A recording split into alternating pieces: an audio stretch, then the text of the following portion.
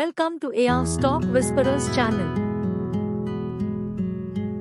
ఈ మధ్య ఒక ఇంట్రెస్టింగ్ పాయింట్ బాగా వినిపిస్తోంది.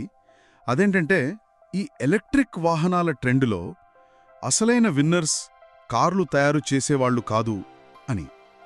సో ఈరోజు మన ఈ లోతైన విశ్లేషణలో ఆటోమోటివ్ విడిభాగాల తయారీ దిగ్గజమైన సంవర్ధన మదర్సన్ ఫైనాన్షియల్స్ని డీకోడ్ చేద్దాం.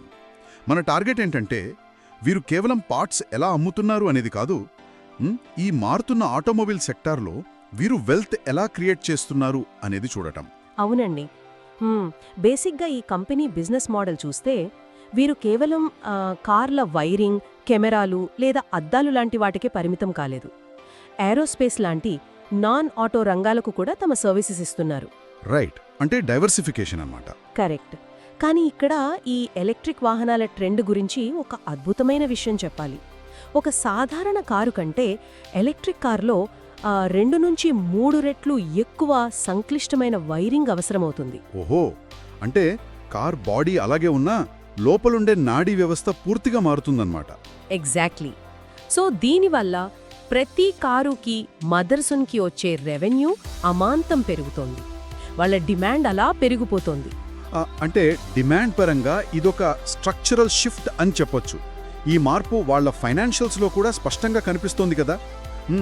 ఒకసారి నంబర్స్ చూస్తే 1,77,842 కోట్ల మార్కెట్ క్యాప్ ఉన్న ఈ సంస్థ FY26 నాటికి 1,26,104 కోట్ల రెవెన్యూ రిపోర్ట్ చేసింది. అవును, అది దాదాపు 17% కాంపౌండెడ్ యాన్యువల్ గ్రోత్ రేట్ లేదా CAGR. రైట్.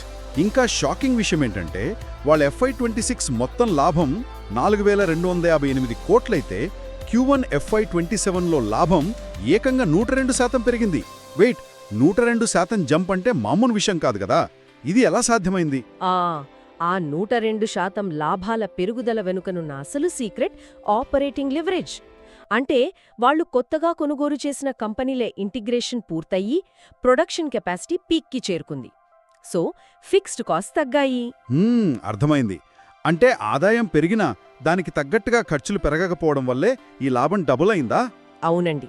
అందుకే వాళ్ళ ఈబిడా 12,033 కోట్లకు చేరుకుని మార్జిన్లు 9.4% దగ్గర చాలా స్ట్రాంగ్గా నిలబడ్డాయి. నంబర్స్ పరంగా గ్రోత్ బాగానే ఉంది, కానీ నాకిక్కడ వాల్యుయేషన్ దగ్గర ఒక చిన్న డౌట్ వస్తోంది. ప్రస్తుతం ట్రైలింగ్ PE రేషియో చూస్తే 38.9x దగ్గర ఉంది. ఫార్వర్డ్ P 26.5x ఉంటుందని ఎక్స్పెక్ట్ చేస్తున్నారు. అవును. కానీ వాళ్ళ టోటల్ రెవెన్యూలో 36% ఐరోపా మార్కెట్ నుంచే వస్తుంది కదా. అక్కడ ఆర్థిక మందగమనం ఉందన్న వార్తలొస్తున్నాయి. సో ఈ 26.5x ఫార్వర్డ్ PE అనేది కాస్త ఓవర్ కాన్ఫిడెన్స్ అంటారా? ఆ కోణంలో ఆలోచించడం సమంజసమే. ఐరోపా మార్కెట్ ఖచ్చితంగా ఒక రిస్క్. కానీ మార్కెట్ వాళ్లకి ఇంత వాల్యుయేషన్ ఎందుకిస్తోందంటే వాళ్ళ క్యాపిటల్ ఎఫిషియన్సీ వల్ల. వాళ్ళు భారీగా ఫ్యాక్టరీలు నిర్మిస్తున్నప్పటికీ వాళ్ళ ROE 13.5%, అలాగే ROCE 13.4%గా ఉంది. ఒక్క నిమిషం, దీన్ని సింపుల్గా చెప్పాలంటే మనం ఒక ఫ్యాక్టరీలో పెట్టిన పెట్టుబడికి వచ్చే రాబడి బ్యాంకు వడ్డీ కంటే మెరుగ్గా ఉందన్నమాట. వాళ్ళు కొత్త కంపెనీల్ని కొన్నా సరే వెంటనే లాభాలు రాబడుతున్నారు. కరెక్ట్. వాళ్ళ M&A స్ట్రాటజీ అంటే విలీనాలు మరియు కొనుగోళ్ల వ్యూహం చాలా ఫాస్ట్గా గ్లోబల్ సప్లై చైన్లోకి సెట్ అయిపోతుంది. అయితే ఇక్కడే నాకు ఇంకో ప్రశ్న. ఒకేసారి నెక్సాన్స్, యుటాకా లాంటి కంపెనీలను కొనేస్తూ ప్రపంచవ్యాప్తంగా 13 కొత్త ఫ్యాక్టరీలను స్టార్ట్ చేస్తున్నారు. మామూలుగా ఇలా చేస్తే అప్పుల ఊబిలో కూరుకుపోయే ప్రమాదం ఉంది.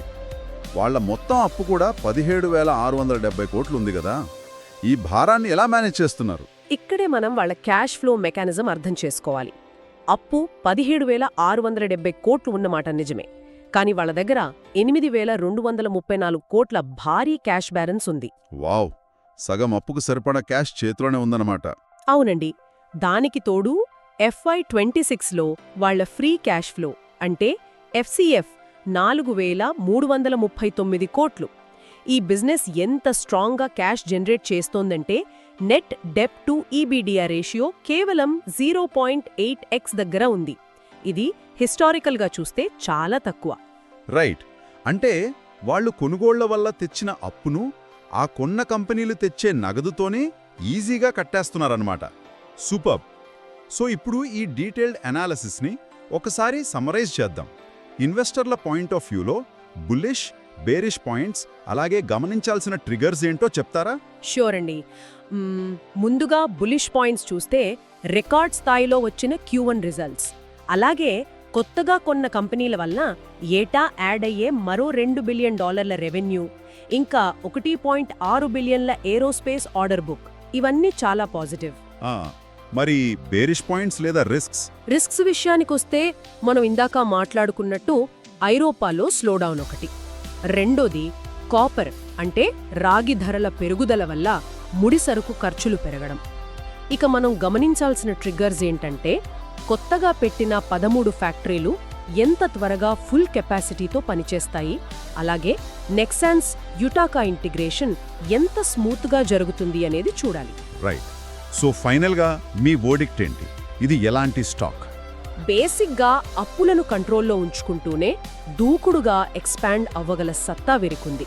సో ఆటో సెక్టార్లో ఉండే అప్స్ అండ్ డౌన్స్ని తట్టుకుని నిలబడగలిగే లాంగ్ టర్మ్ ఇన్వెస్టర్లకి ఇది సరైన వాల్యుయేషన్తో ఉన్న అట్రాక్టివ్ గ్రోత్ స్టాక్ అని చెప్పొచ్చు.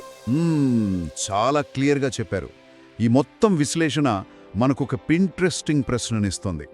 ఎలక్ట్రిక్ వాహనాల రాకతో కార్ల లోపలి సిస్టమ్స్ ఇంత కాంప్లెక్స్గా మారుతున్నప్పుడు భవిష్యత్తులో కేవలం కారు బ్రాండ్ పేరమ్ముకునే వాళ్లకంటే ఆ కారుకు అసలైన నాడీ వ్యవస్థను తయారు చేసే విడిభాగాల సంస్థలే ఎక్కువ స్థిరమైన రాబడులిస్తాయా?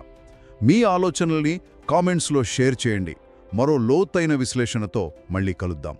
This video is created solely for educational and informational purposes. The views, opinions, analysis, and interpretations presented in this video are based on publicly available information, company filings, financial reports, news articles, and other sources believed to be reliable at the time of creation.